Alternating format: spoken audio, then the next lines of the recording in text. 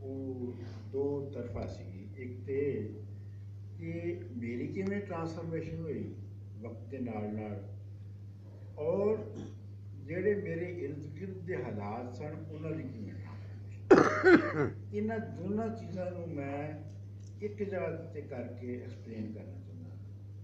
ਬਾਕੀ ਬੰਦੇ ਦੀ ਮੈਂ ਸਮਝਦਾ ਬੰਦੇ ਦੀ ਜਿਹੜੀ ਕਾਮਯਾਬੀ ਔਰ ਨਾਕਾਮੀ ਹੈ ਜਿਨ੍ਹਾਂ ਹਾਲਾਤ 'ਚ ਵੀ ਹੁੰਦਾ ਹੈ ਉਹਦੇ 'ਚ ਕਈ ਫੈਕਟਰ ਹੁੰਦੇ ਨੇ।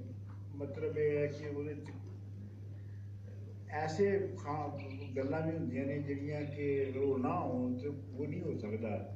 ਮਿਸਾਲ ਦੇ ਤੌਰ 'ਤੇ ਠੀਕ ਹੈ ਕਿ ਬਈ ਮੈਨੂੰ ਪੋਲੀਓ ਹੋ ਗਿਆ ਸੀ, ਲੇਕਿਨ ਮੈਂ ਇਹ ਵੀ ਮੰਨਦਾ ਕਿ ਜੇ ਮੇਰੇ ਪੇਰੈਂਟਸ ਜਿਹੜੇ ਨੇ ਉਹ ਮੇਰੀ ਤਾਲੀਮ ਅਫੋਰਡ ਨਾ ਕਰ ਸਕਦੇ ਤਾਂ ਮੈਂ ਕਿਵੇਂ ਪੜ੍ਹ ਸਕਦਾ ਹਾਂ। ਮੈਂ ਇਸ ਗੱਲ ਇਸ ਵਾਸਤੇ ਕਹਿ ਰਿਹਾ ਕਿ ਮੇਰੇ ਵਗਰੇ ਹੋਰ ਹਜ਼ਾਰਾਂ ਲੱਖਾਂ ਮੁੰਡੇ ਜਿਹੜੇ ਨੇ ਜਿਹੜੇ ਨਹੀਂ ਪੜ੍ਹ ਸਕੇ ਜਾਂ ਉਹ ਅਚੀਵ ਨਹੀਂ ਕਰ ਸਕੇ ਉਹਨਾਂ ਨੂੰ ਵੀ ਤਾਂ ਯਾਦ ਰੱਖਣਾ ਚਾਹੀਦਾ ਨਾ ਸਾਨੂੰ। ਉਹਨਾਂ ਲੋਕਾਂ ਨੂੰ ਵੀ ਤਾਂ ਨਹੀਂ ਭੁੱਲਣਾ ਚਾਹੀਦਾ।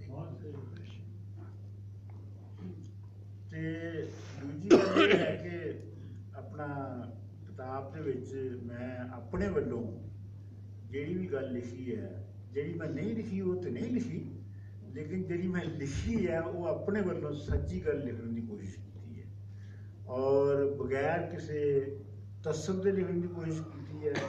ਪਰ ਸਾਹਿਬ ਮੇਰੇ ਨਾਲ ਬੈਠੇ ਨੇ, ਸਾਡੇ ਸਿਆਸੀ ਇਖਤਲਾਫਾਤ ਵੀ ਰਹੇ ਨੇ, ਲੇਕਿਨ ਜਿਹੜਾ ਬੁਨਿਆਦੀ ਇਹਨਾਂ ਦੇ ਨਾਲ ਇਤਰਾਮ ਮੁਹੱਬਤ ਪਿਆਰ ਦਾ ਰਿਸ਼ਤਾ ਉਹ ਵੀ ਹਮੇਸ਼ਾ ਤੋਂ ਉਂਝ ਹੀ ਕਾਇਮ ਰਿਹਾ ਹੈ। ਤੇ ਇਹ ਹੈ ਕਿ ਬਾਕੀ ਤੁਹਾਨੂੰ ਦੱਸ ਦਿੱਤਾ ਹੈ ਜ਼ੁਬੈਰ ਨੇ ਕਿ ਕਿਹੜੀ ਕਿਹੜੀ ਕਿਤਾਬਾਂ ਮੈਂ ਲਿਖ ਚੁੱਕਿਆ ਲਿਖੀਆਂ ਨੇ ਔਰ ਅੱਗੇ ਦਾ ਵੀ ਮੈਂ ਦੱਸ ਚੁੱਕਿਆ ਕਿ ਕੀ ਮੈਂ ਕਰਾਂਗਾ। ਅਤੇ ਮੇਰਾ ਖਿਆਲ ਹੈ ਕਿ ਜਿਹੜੀਆਂ ਗੱਲਾਂ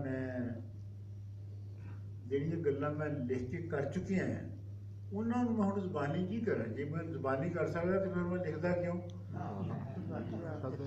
ਉਹ ਨਹੀਂ ਸੀ ਇੰਨੀ ਘੱਟ ਵੇਲੇ ਦੇ ਵਿੱਚ ਉਹ ਗੱਲਾਂ ਨਹੀਂ ਸੀ ਹੋ ਸਕਦੀਆਂ, ਇਸ ਵਾਸਤੇ ਉਹ ਲਿਖੀਆਂ ਗਈਆਂ ਔਰ ਮੇਰਾ ਖਿਆਲ ਹੈ ਕਿ ਮੈਂ ਇੰਨੀ ਗੱਲ ਹੀ ਕਰਾਂਗਾ।